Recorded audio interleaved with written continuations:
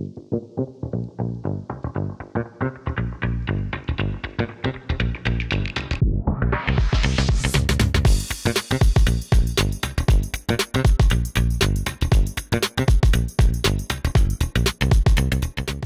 est important pour un pays comme la Côte d'Ivoire, dont le tissu économique est constitué en majorité, donc à plus de 90% de PME, d'avoir une politique entrepreneuriale clairement définie qui va permettre d'encourager la création d'entreprises, de stimuler celles-ci et surtout de créer un environnement favorable pour le développement de ces entreprises-là.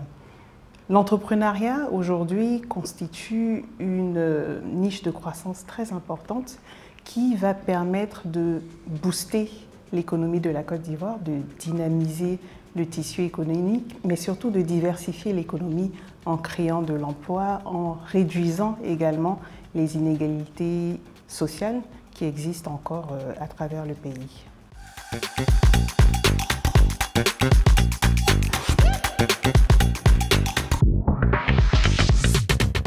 Alors, on sait que l'un des problèmes majeurs de nos entrepreneurs aujourd'hui, que ce soit les PME ou d'autres types d'entreprises, les startups notamment, c'est l'accès au financement.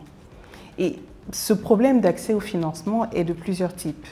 Il va concerner les exigences des bailleurs de fonds, des institutions financières en ce qui concerne le taux d'intérêt, en ce qui concerne les garanties qui sont quelquefois très exigeantes.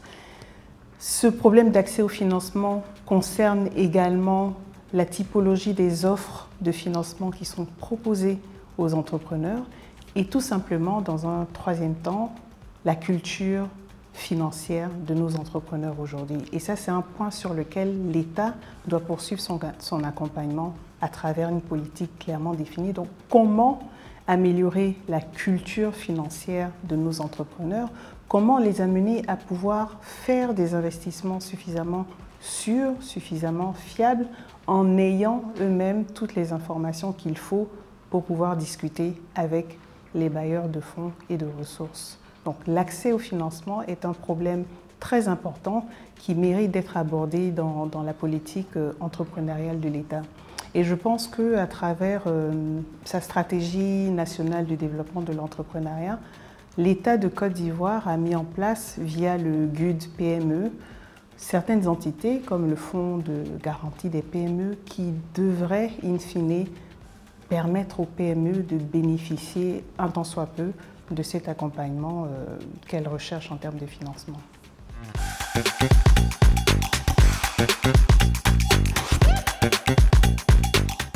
L'innovation, je pense qu'aujourd'hui, c'est l'un des points clés qui permet aux PME, aux entrepreneurs, de se démarquer des sociétés d'une certaine taille qui existent déjà sur le marché.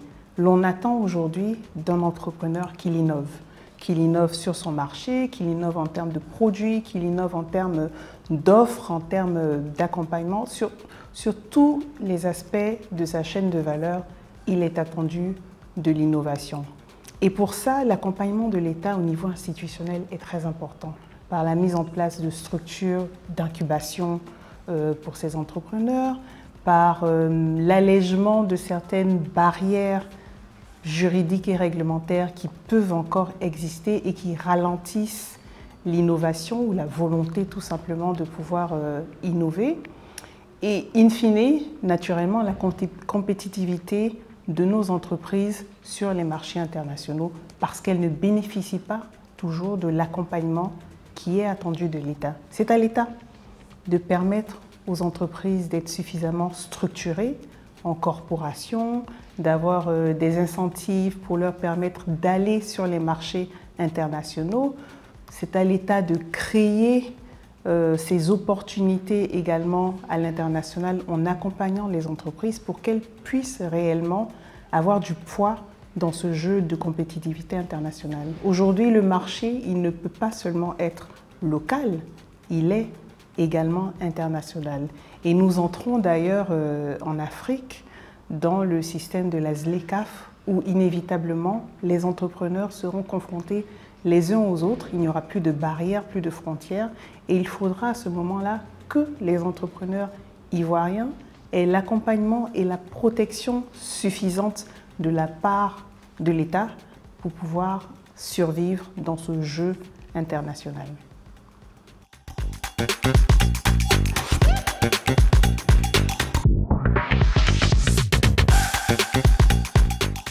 L'entreprise est un foyer d'innovation, de création, de compétitivité et donc en ce sens, l'entrepreneur crée de la valeur ajoutée à travers la création de l'emploi. Je disais tout à l'heure que les PME constituent plus de 90% du tissu économique et permettent bien sûr d'occuper une frange importante de la population en termes de masse salariale. Cette masse salariale, cette création d'emplois, elle est très importante aujourd'hui et si elle n'est pas suffisamment accompagnée et suffisamment structurée, l'on court le risque que tous ces emplois jeunes, pour la plupart, restent dans l'informel, qu'il n'y ait aucune réduction en termes d'inégalité sociale, qu'il n'y ait aucune valeur ajoutée pour les populations au niveau social et que donc l'insécurité finalement sociale, elle demeure. Donc c'est très important que la politique de l'entrepreneuriat national puisse permettre de sécuriser au maximum l'emploi, puisse encourager la création d'emplois de sorte à pouvoir booster l'économie et surtout réduire les inégalités sociales qui existent. Alors, la Côte d'Ivoire a mis en place déjà un certain nombre d'incentives, un certain nombre d'initiatives dans le cadre de sa politique de développement de l'entrepreneuriat. Il me semble qu'il y a une stratégie de développement de l'entrepreneuriat et de l'innovation qui est en cours de finalisation au niveau du gouvernement et qui doit permettre d'aborder ces différents thèmes et de limiter ces contraintes, ces obstacles aujourd'hui à la création d'entreprises, donc par l'amélioration et la sécurisation de l'accès au financement, par la protection et la promotion de l'innovation, mais également par la formation tout simplement du capital humain.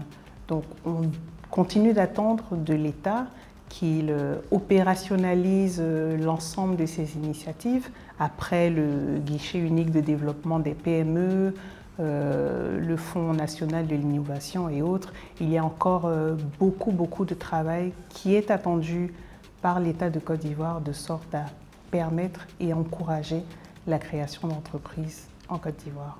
Merci.